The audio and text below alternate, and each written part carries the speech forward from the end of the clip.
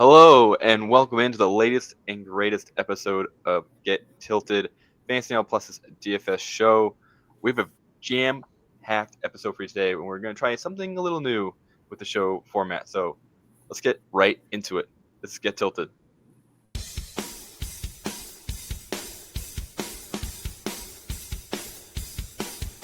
You're listening to Get Tilted, only on Fantasy Now Plus.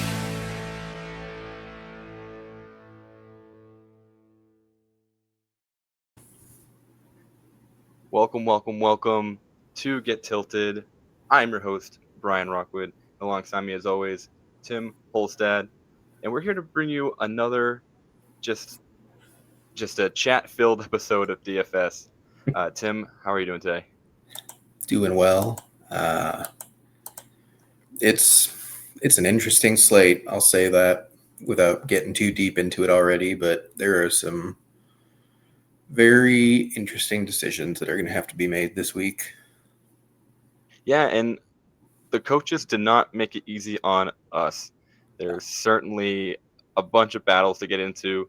But before we dive into the real fun stuff, I just want to give a quick shout out to Finn's Sports Talk Network for making this happen. Appreciate them as always.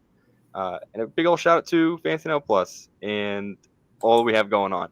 So hop in the Discord, get in the conversation. We'd love to talk to everybody that hops in. We're always around to answer your questions. And generally, I think it's just an overall fun time. So hop in there. Link's going to be in the description below. And with that, I do want to open up with our opening question, as always. And this week, it's a tough one. Which positional battle has you the most bummed for DFS right now? Which kind of situations really, so close to being really fun for DFS, but just not quite there? I don't know why this is a conversation, but the Panthers running back room is apparently a battle. Rico Dowdle has like almost 500 yards from scrimmage over the past 2 games. And for some reason, they came out and said that Chuba Hubbard is still going to get plenty of work, and it's probably going to be a 50-50 split. And for DFS, that makes Rico basically untouchable this week. He's 6,800 as a 50-50 split back. I mean, if you want to take the chance at 6,800, I guess, but I don't want to touch that with a 10-foot pole on a bad offense because it's only good when Rico gets the ball a lot. You don't want to pay Kyron Williams pricing for someone who might get 55% of the snaps. You're crazy. I know. Man, it's shocking. I get it because obviously you want to instill confidence in your starter, but with the numbers that Rico's been putting up, it's shocking to me that it's not just like we're gonna continue to, we're winning kind of, but we're doing really well with Rico. Let's just keep riding this, and Chuba will get plenty of playtime, but Rico's our main guy right now. I don't know. Hey, it's obviously we're not coaches. We don't know what goes behind the real X's and O's back there. We're out here just trying to make money off of fantasy football. So maybe one day we'll understand. I don't think that day's today, though. I don't either. The situation I'm looking at is the Patriots wide receiver room. I so badly want to stack Drake May with somebody. However, get your dartboard out because who is going to be the big name that week? It's your guess. It's flip of the coin. Not really, more like a roll of the dice because it's Hunter Henry one week, Stephon Diggs the other, Kayshon Boutte week 1 disappears. Oh, we're back week 6. Kayshon Boutte time again. I don't know what we can even do here. Luckily the price does kind of match a lot of these guys with the uncertainty, but I don't know. I kind of want a little more fun with the Patriots now that they're doing real offense again. Yeah. Well, and Pop Douglas went off last week and should have had a bigger game, and he had another long touchdown called back. We've yet to have our once or twice a year Austin Hooper blow up game that will inevitably come when you are like, yeah, it's I Hunter can't Henry wait. time. We have not seen Trevion Henderson have any involvement so far. If he gets involved, especially as a pass catcher, like it could be him one week. So, yeah, I mean, I think it's the type of situation that you just kind of have to take your shot every week and accept that you're probably only going to hit 1 out of 8 to 10 times. But when you hit, it'll be great. You just have to hope everything else you go around it hits as well. And you got to be patient and stubborn, honestly, with your decision making there, because it's going to be a lot of, all right, I mean, Booty is really well priced, right? It's got to be now. Now's the time, right? Yeah. Like, I just can't believe Pop Douglas of all folks for getting the long, deep targets Yeah. where both Diggs and Booty, I feel like they should be, the guys. Whatever. Or, rookie 3rd round pick Kyle Williams that has 10 snaps on the season because reasons. Oh no! Yeah, we can't get the rookie in there. We need Mac Hollins to run routes, dude. Good. We need. Oh, it's awesome! It's so fun. Because why? What are we doing here? Like, we have the talent also around us. That no joke. I was talking to like a Bills fan previously, and they said Mac Hollins is truly just an all-time locker room vibes guy. Yep. And I am convinced that it's somehow good enough. The vibes are so strong and positive that it's enough to be like, yeah, I should bring them to the football field too and let me play and just hit people because he's just a good run blocker and then an end zone target. Yep. Good enough. Good enough for McDaniels, I guess. Yeah. Awful for us, though. Awful for DFS.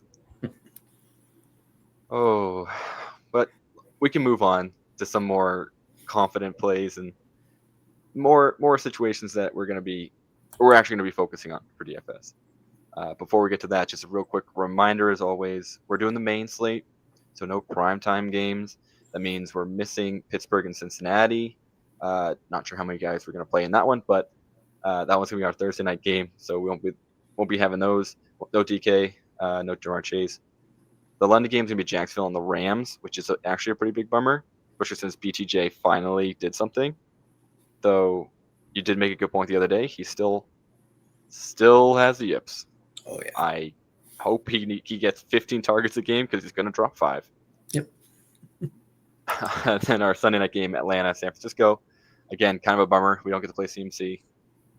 And then Monday, another doubleheader, which is so strange. But I guess that's what we're doing this year. Tampa Bay, Detroit Lions, and then the Houston Texans and the Seattle Seahawks, all gone, all off the slate. So we're going to get a little creative as well, since we don't have Buffalo or Baltimore because they're on bye. Yeah, like basically half the fun teams in the league are just not on this slate. Which kind of explains, looking at some of the players, I'm thinking, wow. Yeah. Trying to find value is a bit tricky. Yep. But we have to do it anyway because that's just the game. All right, let's dive into the nitty-gritty here. Games to attack. These are games that we think are going to have the best outcomes for our players and where we want a lot of value in there or want to have a lot of exposure to. I'm going to steal the easy one because I think we're all highlighting this game for kind of any form of fantasy. It's the Dallas Cowboys and the Washington Commanders. Their over-under is 55.5. Crazy. Dallas, I believe, if I'm rereading the stat right, their games have had 60 points every week between themselves and their opponent. Maybe except for week 1. How? Yeah.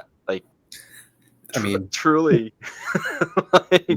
their defense is that bad and their offense is that good. Like, they are legitimately last year's Bengals all over again. And if you remember last year, you pretty much needed to play them every week in DFS in order to win money. It was always Burrow. It was always Chase. It was always Higgins. It was always Chase Brown. you kind of have to do that again with the Cowboys. Yeah, the Dak George Pickens combo the last 2 weeks has been just phenomenal, Yep. truly. And if you were watching the games too, you get the pleasure of watching George Pickens do whatever he does. He calls football, and then still catches 150 yards worth of passing. So, Yep. Dallas, just exactly who we thought they are. They are who we thought they were, and they continue to be that team that has just attacked this team on both sides of the ball. Pick your Cowboys, pick the players against the Cowboys, and generally you're going to find success.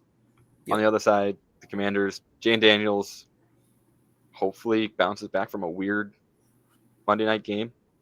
Yeah. Still played fine, but maybe just from a rough first game back from the injury. Yeah, fine. I think he's still solid. The other game, New Orleans and Chicago. I just think Chicago's offense is going to have a good time. I think the New Orleans Saints defense is not good, despite what the score said last week against the Patriots. The score should have been probably 30-something instead. Some phantom OPIs, which, again, would have been sick for some of the Patriots receivers. But alas, still, the Chicago Bears look like a team that should be very exciting to pick, and we'll talk about the individual players a lot today. Yep. The Saints, shockingly, I think they can get some work done. I'm not convinced by the Bears defense that much. They're fine. Yeah. They're fine. But I do think the Saints team is kind of getting better every week, mainly on the offensive side. And there's hope still that Olave can keep bringing just, what is he again, like 13 receptions a game? Like he's just getting hyper targeted, and we're hoping still for that backfield to shake out. Yep. But I don't know. Maybe No. they're all cheap anyway on the Saints, so why not? Yep. Now I'm curious. He's got 39 receptions, but 64 targets. There we go. Which is one behind Puka, by the way. Yeah, I was gonna say, man, 39 catches. That seems honestly low for him. But yeah, almost. Yeah. Oh, okay. Yeah. So Kellen Moore, he's got the right idea. Throw it to your good player. Just gotta get the ball actually in his hands. Yeah. All right, Tim, where are you looking this week? Couple interesting games to me. Obviously, Washington and Dallas, I agree with. Just points abound there. I'm actually pretty interested in this Raiders and Chiefs matchup. Mostly Chiefs, to be honest with you. I think their offense has kind of found its rhythm. They're getting Rashee Rice back. We're going to talk a lot about him later. But, the Chiefs can also, especially in a divisional game, they can sometimes just play with their food and not particularly put away their opponents. And, the Raiders offense has been pretty abysmal, but it still has talented players. Ashton Jeanty is still someone that I'm always interested in playing. He can break a slate at any point. From a talent perspective, Geno Smith is one of the cheapest starting quarterbacks on the slate for good reason, but he does still have the potential to just not throw picks any given week. And I believe he's 4,700, maybe even 4,600 this week. So it's not a fun play, but it's certainly like, hey, you could do worse than this. Interesting. Mm-hmm. Interesting. And second game, Colts against the Chargers. Let's see, a 48.5 over under there. Colts offense has just been a well-oiled machine all season. Doesn't matter the quality of defense they've gone up against. Doesn't matter how much they're up or how little they're up. They are always looking to score. They have always been aggressive. They do play with their food, but in the way that the Lions play with their food, not the way that these middle-of-the-pack teams might play with their food. So, Jonathan Taylor is always a good play, especially on this slate where basically every other elite running back is not present. And I like a lot of Colts pass catchers, especially if Josh Downs misses with a concussion, which he randomly picked up in practice today for some reason.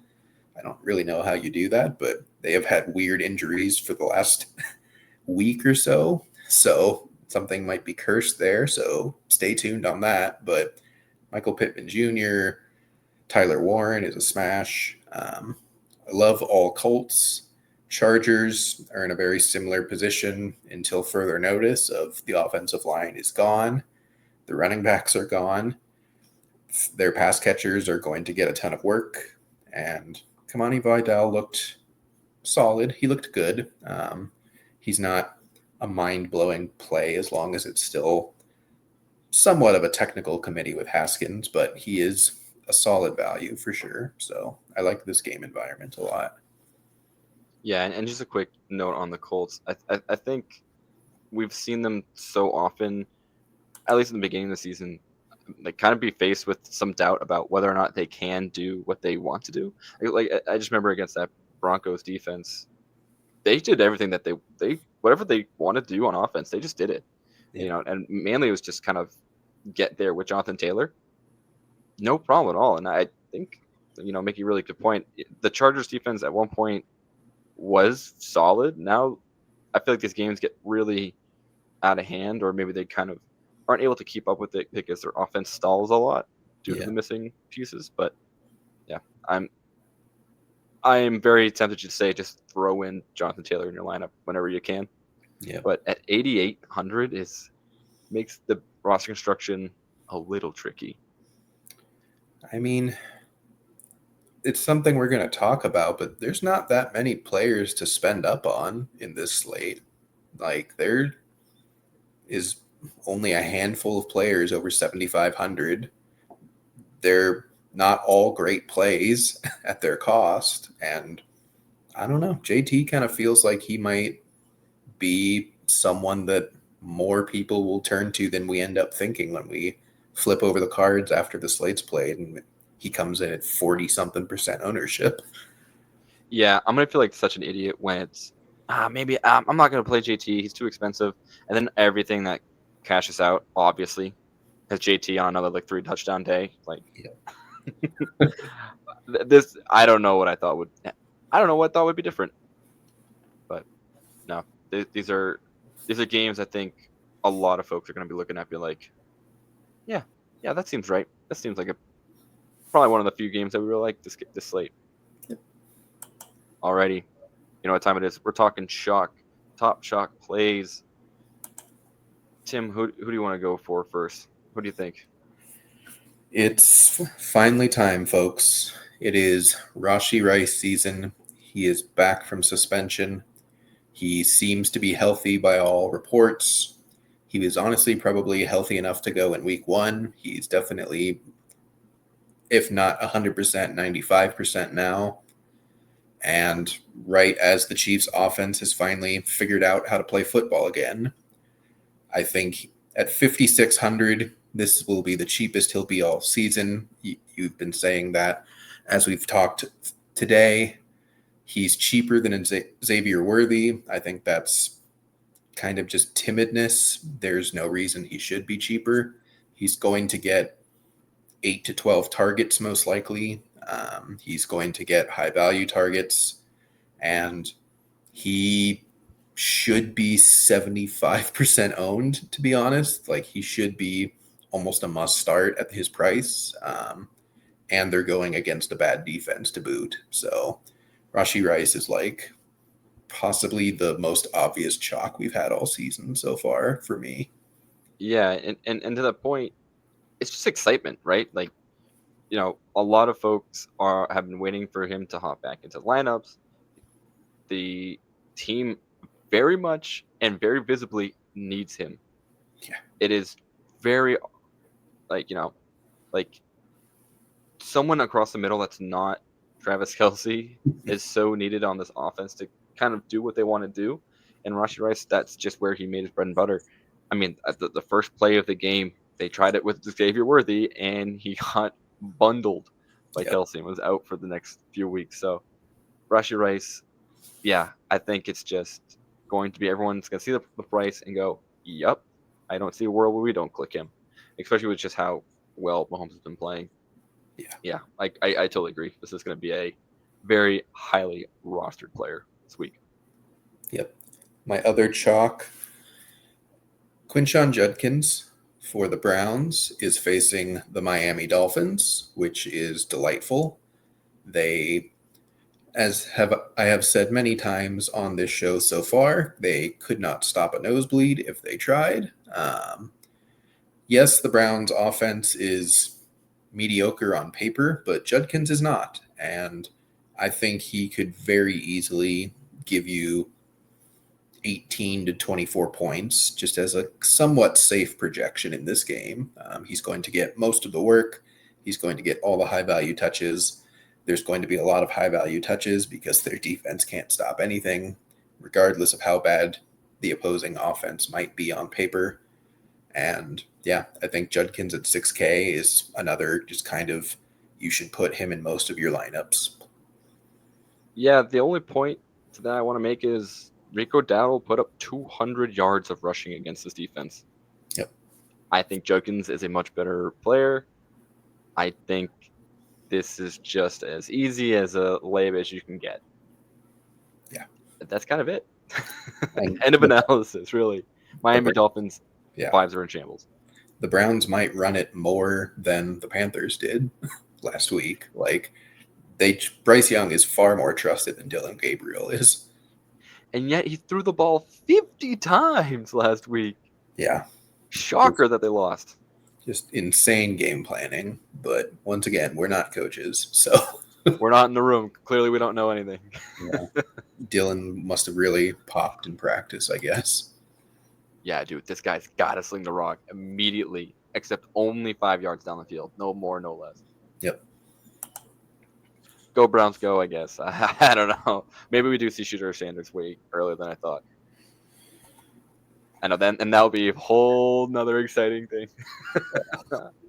I don't even think about that. All right, well, perfect, because I'll move on. My chalk is none other than Patrick Mahomes. I admittedly had kind of left Mahomes for dead at the beginning of the season, like in the draft portion of generic fantasy. Yeah. I was pretty out of Mahomes just because the play style was bad. The play style was not conducive to fantasy points. Yep. Mahomes said, "Forget that. I'm just gonna turn into Josh Allen, I guess, and rush the ball, like scramble for 45 yards a game and a touchdown." Yeah.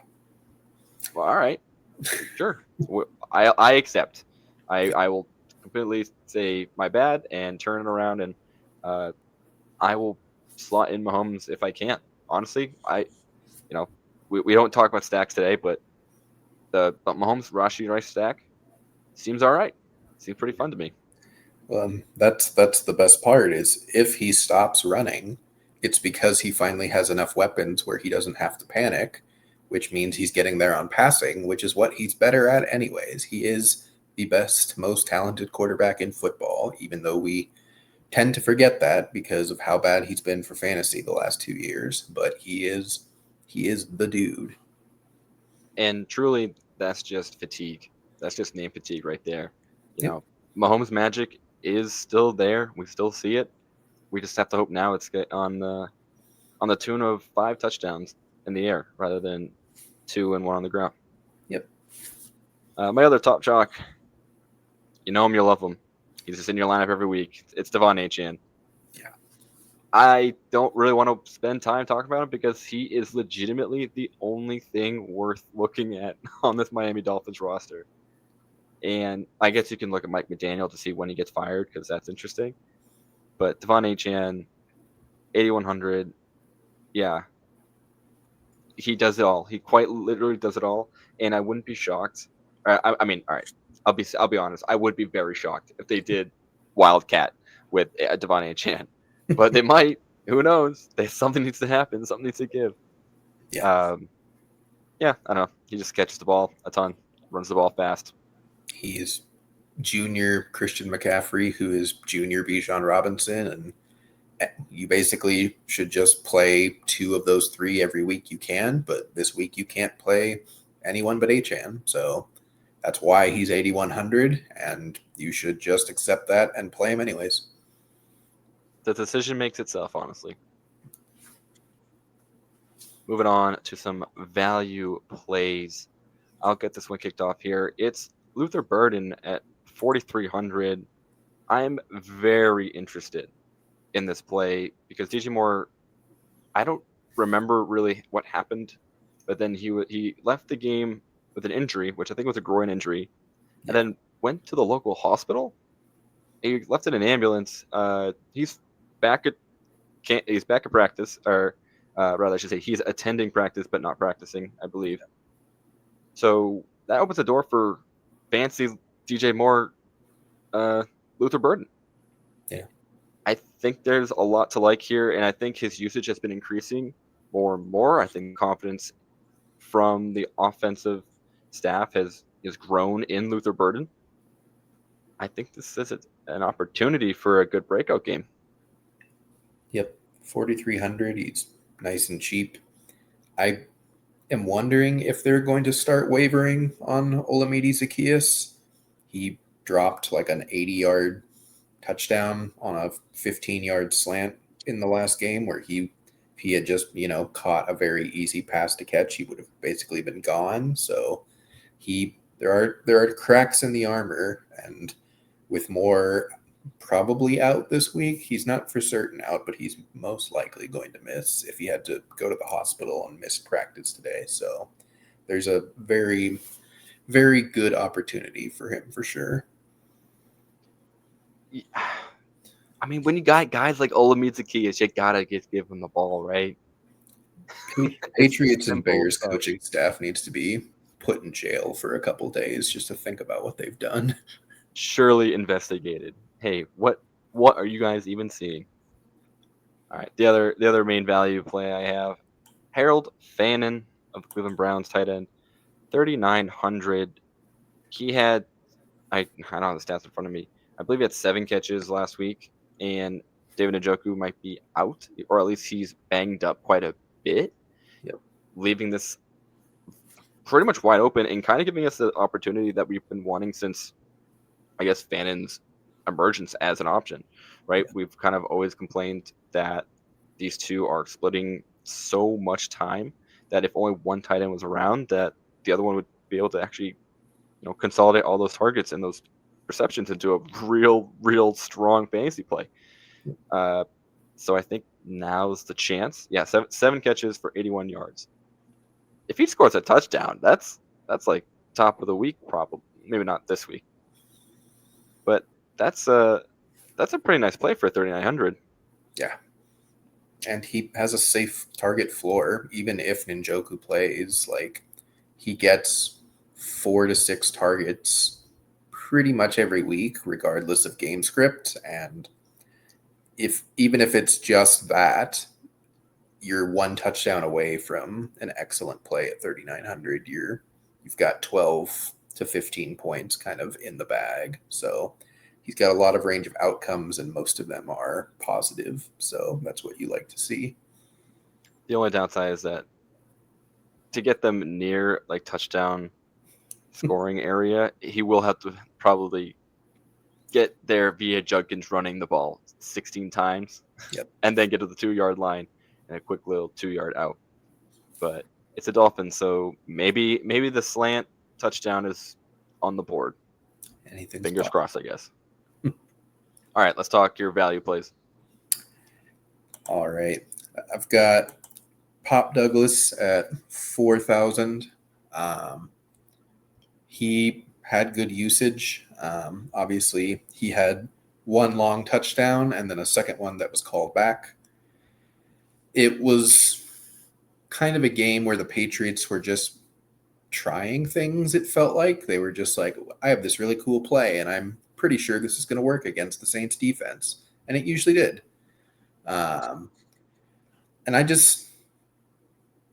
like Kayshon Boutte, but Pop has a little bit of a safer target floor, and he showed that he does have the ceiling, as he showed last week. So at 4K, I think there's not a ton of super cheap options this week. There's a lot of really mid-range receivers. I think they just kind of bumped up the floor of a lot of prices, and because they don't have a lot of high ceiling costs. So yeah, I like Pop at 4K. It's an offense I want to be invested in. I know that he has some targets slated for him, and it's just a question of can he break another big one. Yeah, and I think this is something that the Patriots have been looking for a while. That it hasn't really felt like they've had a deep threat. It's weird that it's Pop Douglas as he's a slot guy. Yeah. Hey, whatever works, right? Yep. It's how the offense is going to run. Sure. Yep. Oh no, I like that a lot. And I was thinking in my head, oh man, we haven't really talked about any Cardinals yet, which is shocking. But Yeah. Get got ready one. to get ready to vomit. Marvin Harrison's probably going to miss with a concussion. Michael Wilson is also banged up. He'll most likely play, but when Marvin Harrison was gone, Jacoby Brissett seemed to have a good connection with Zay Jones. He is 3,500 this week. Yes, they face the Packers, but as we have seen all season, the Packers are a team that will play with their food, and they will absolutely let the Cardinals stay in this game. They will not most likely crush them, and it's probably going to be Brissett again this week, and I like targeting that little connection. You could easily get yourself a 5 for 60-ish type week, and if he gets the touchdown, then you are in business. So I like the target floor, and he's got a relatively decent ceiling, especially at 3,500. Yeah, and I'll admit, I did pick up Zay Jones in a couple of leagues because I really liked like you said, the connection that they have. And in this game, they will be losing. I would be shocked if there's somehow a scenario where they're winning and they're just trying to run out the clock. Yep. You don't see that in the future. So yeah, they're gonna need Zay Jones, and I think Brissett, who threw for 300 yards. Okay, welcome back, buddy. Most on the Uh, slate, I believe. because of course that's just what we're doing this year in football. That's just one of the things. We're so Yep. wacky this year. Thanks, NFL. Mm-hmm. But yeah, Zay Jones, I like it a lot. Okay, here's a fun new little segment we're gonna try, and by little I mean it's kind of pretty big, and I think we're gonna chat a lot, and I think that's not a bad thing. Yep. We're gonna try some lineup breakdowns, and I call this one the 2v2 edition. Essentially, what we're gonna do is we're going to list our lineup that we would enter in DFS this week, except for two positions that we're trying to figure out. So we have a couple options. We're going to talk about them, and we're going to see what we think and if we're going to kind of get to a consensus of how to fix and make the most perfect lineup. So I will go ahead and start here with my lineup that I've crafted. You're going to hear a lot of the same names we've talked about today, and that's the point because we're talking about people we like and we want to actually play in our lineups. So at the quarterback position, Patrick Mahomes, 7,000. My two running backs would be Devon Achane at 8,100 and DeAndre Swift. We haven't talked about that much, but 5,700 at wide receiver. Rashi Rice at 5,600. Lad McConkey at 6,000. And then a missing wide receiver. A tight end, Harold Fannin Jr. at 3,900. A flex that is currently missing. And then DST full on punt. This is going to be the New York Football Giants at 2,200. Almost the lowest on the slate. Now, after doing all the quick maths, this leaves us with $11,500 dollars to spend on our last two positions. Now, I highlighted two combos, and we're going to talk about them. So my first one, Kamani Vidal at 5.5, and then AJ Brown is inexplicably at 5,800. So that's one lineup I'm kind of curious on. And the other is a kind of a different direction. George Pickens at 7,300, and then Luke McCaffrey at 4,100. So out of the gate, part of me really wants to try and believe in AJ Brown this week because you gotta, right? Like eventually this true number one receiver has to get the ball. But is that still too risky, do you think? I mean, I don't think so for your lineup. I think, we talked a lot about chalk. You have a good chunk of chalk in your lineup. You have Mahomes, you have Achane, you have Rice. You have a guy who was pretty close to chalk, but we didn't really get to in Ladd McConkey, especially if QJ is out. So you have a lot of high floor that still have high ceiling, but you have the ability to take on some risk, I think, with your last couple of slots. Minnesota's secondary isn't anything ridiculous. It's not anything special. They are coming off their bye week. I would imagine their game plan against the Eagles is going to be, as always, stop Saquon Barkley, make Jalen Hurts beat us.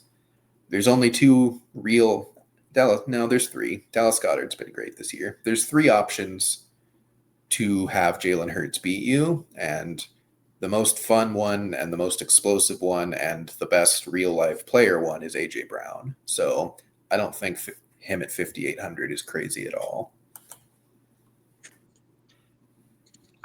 I'm just thinking how the mighty have fallen in terms of pricing. Yeah. To be right around the same price as a third string running back who popped up out of nowhere and decided, hey, look, I'm in charge now of this Los Angeles Chargers running back room. Yeah. I do think it is chasing points a little bit with Vidal. Yeah. I think, to your point, maybe chasing that risk isn't the worst. Though I am very tempted to stick with like George Pickens. He can just blow the roof off and do what he's been doing. But we did mention, or I should say, right before we started recording today, you did mention, hey, CeeDee Lamb's probably back. Yep. And I did have to scrub him from a couple different things. I kept him here because this is still interesting enough to say, my bet is he's done plenty enough to prove that he can be the number one. And if CeeDee's back, we can kind of assume he's not getting the quote unquote lockdown corner, the number one on the other side. And he might be able to do just exactly the same stuff, but against I'm not going to call him a worse player, but like against like the number 2 CB, right? So, yeah.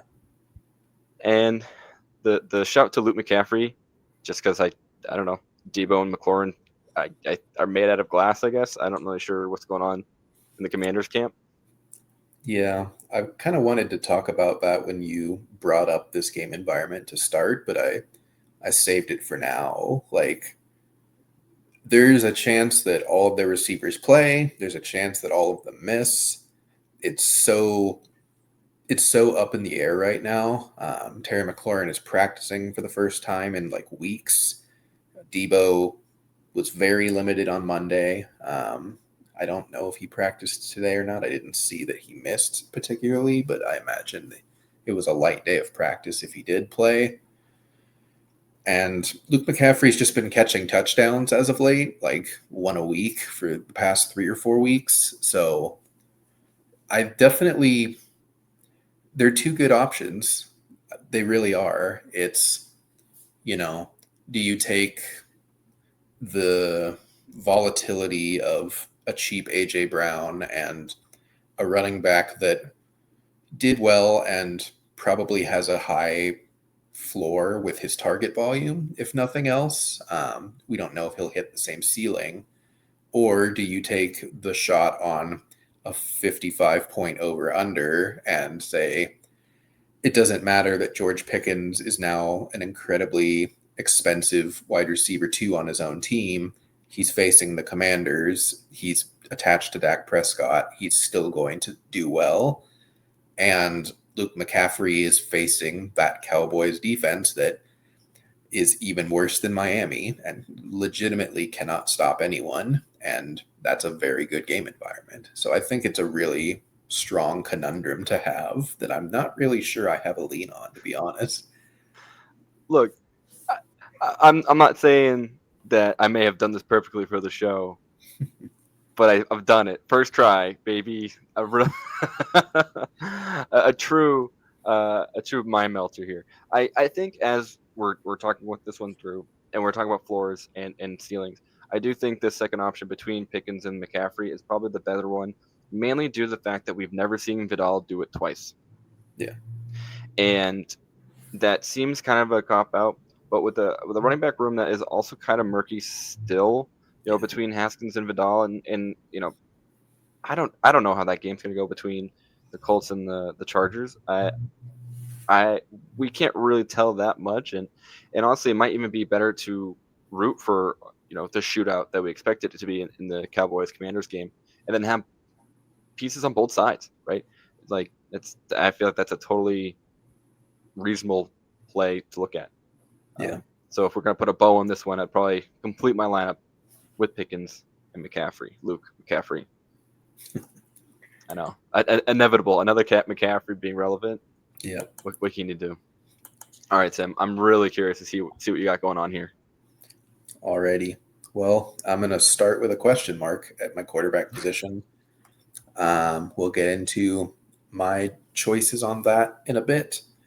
At running back, I have Bill Krosky-Merritt for 6,100 against that Cowboys defense that we've been talking about. And I also have Quinshon Judkins at 6,000 against that Miami Dolphins defense that we've been talking about. I think they're both probably my two favorite plays on the slate, honestly. I know that Bill fumbled last week, but the other one was not his fault. That was just Daniels had a bad snap and they just kind of fumbled it all the way through the play. And I just like the upside of both of them. At wide receiver, someone that we haven't talked about yet, but I think is an excellent play in Rome Odunze at 6,600 against the Saints. I also have Rashee Rice at 5,600, the chalk of all chalk. I have Justin Jefferson at 7,600. I'm spending up at receiver. He is the pretty much only healthy elite receiver on this slate. We don't know what CD's going to look like in his first game back. And it sounds like Carson Wentz is going to start again. And we know that Carson Wentz loves to pepper Jefferson with targets, something that we, as of yet, do not have proof about for J.J. McCarthy. But I can feel pretty confident that Wentz will look Jefferson's way. At tight end, I'm also taking Harold Fannin Jr. at 3,900. My flex is a question mark. And then I'm somehow going even grosser than you at defense. I'm not being Beautiful. A homer here. The Cardinals are 2,100. And yes, their offense is probably not going to be good with Jacoby Brissett, but their defense is good. They forced turnovers against the Colts last week and punts.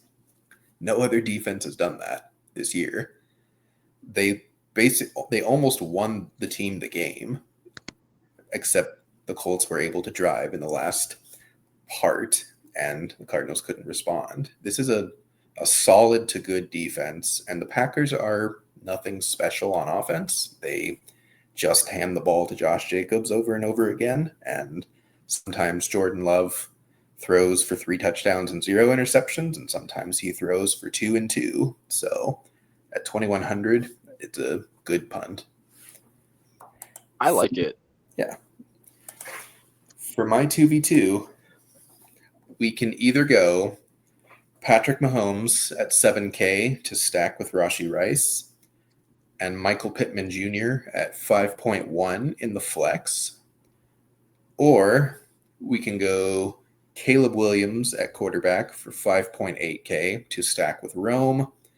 And in the flex, we can go Jalen Waddle at 6.3. What are your thoughts? That's fascinating.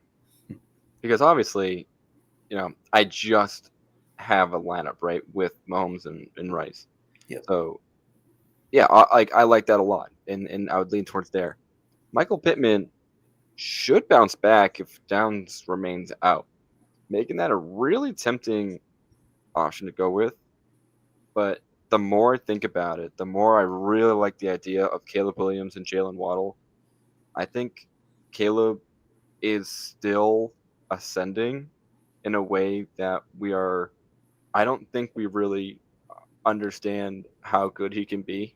Yeah. And that sounds like such a dumb thing to say, considering he hasn't really been that awesome as like a QB.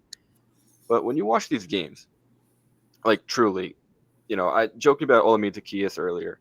There were a couple times where he being Olamide just decided to sit in the wrong spot, right? Like it seems like those two in particular are just not on the same page, and Zaccheaus just might not be. I don't know. I don't want to say he's not talented enough. He's a starting wide receiver on a football team, right? There's plenty of athleticism and talent there. Yeah. But it felt like, if it was, say it was Burden, right, on any of those plays, like that drastically changes the score of Caleb at the end of the day, right? Yep. And he has the ability to run it in. He's done it a few times already. He can scramble. He just has similar traits to Mahomes at not like half the cost, but at a huge discount. Yeah. And I think that's tempting enough, especially with Rome being able to, like, it's not out of the question for them to have 2 touchdowns in a game. So pair that with Jalen Waddle, who is the de facto wide receiver 1 over in Miami. I think they'll have to throw the ball still. Yeah. That defensive front from the Browns is strong. I doubt they're going to run the ball up the middle against them. That would be stupid with someone small like Devontae Chin. But you never know. So, yeah, and Waddle is just, if he can stay on the field, my biggest caveat of all time. He's good. He's a great play. So, I think similar to what we were kind of talking about before between like your floors and ceilings, it feels like the more safer ceiling like option would be Mahomes, just because we know we know more consistently he does this nonsense. He does this Mahomes magic. Yeah. He just gets the job done. And with Pittman, I do think this game could shake out to be something where he can be a pretty important focal point of the passing attack. Yeah. Man, this is hard. Look, DFS is hard, man, because you can talk yourself into anything. That's why I like this 2v2 segment of ours a lot. I think, and sometimes it's legitimately these decisions that will win you thousands or nothing. And it's interesting to talk through how do you get to your decision making? How do you evaluate the absolute ceiling versus the absolute floor in these players? So, yeah, I agree with everything you've said. I'm still not sure as we talk through this. I mean, either way it's stacked. That doesn't really play a factor. They're both in plus matchups against mediocre defenses in the Raiders and the Saints, at least from a quarterback perspective. And honestly, I think I'm going to go the Mahomes side purely because of one thing you said that has slipped my mind is that Jalen Waddle gets injured like clockwork. Usually misses a quarter every couple of games. He'll go see his old friend, the Blue Medical Tent, and then he'll come back in, and then it's kind of a 50-50 shot on how well he produces after that fact. So I think I'll go Mahomes and Pittman in this scenario. And as a now Mahomes truther, excellent choice. And it, honestly, with these really tough decisions, it does remind me that there's a reason why sometimes we do advanced analytics, and why sometimes people really dive down into the nitty gritty of performances. Yeah. And as someone who has routinely said, maybe not on this podcast, but on some other articles, I think we're thinking too hard about football sometimes, where it's just pick the good players. Yeah. When you're staring at 4 good players, that's when it's like, okay, I get it now. Yeah. Who's actually got the most targets, yards per route run? Well, how do they do against these defensive schemes? And then I look like an idiot because obviously people have already said that before. People have said, oh, we can't just keep saying play the good guys because there's a lot of good guys. Yeah. Oh, man. But, yeah, I think we're keeping this segment. I think this segment's really fun. And I can't wait to do it again and see how much crazier or how much better and how much more zoomed in we can get on these rosters. I agree. And who knows, we might even bring a visual element into it in the future so that you don't have to just listen to our lineups. You might be able to one day soon see them. Just maybe. Looking at you, Sean and Justin, soon. Okay. That is going to do it for us today. Any last words of wisdom for our listeners? Man, we've kind of touched on this already. It's just there are not many good value plays that feel fun, and there's not many great expensive players available. So it kind of just feels like whoever wins this week is going to be whoever got your collection of 6 to 8 $6,000 players, correct? Because they're just a bunch of people in the 6.5 to 5.5 range where it's like these guys all have similar projections and similar game environments, and someone's going to go off and someone's not, and good luck getting the right combo on that. Yeah, it sounds like we're going to need a D20 to win this one. Yeah, possibly a D40. Oh man! Hey, here if someone's gonna make a D40 with with all the players' faces on it, I'll buy one. It feels like a semi-untapped market of D&D and football nerd crossover and die that's specifically for fantasy football decisions. All right, I'm gonna quickly write that down for a new show. Some weird combo of D&D and football. We'll make it work. We'll make it happen with some betting involved. Sounds good. All right, that is gonna do it for us this week. Tim, Brian, we're here every week to let you not let you down, obviously, because we don't want to do that for you, but let you in on all of our thoughts for anything DFS related.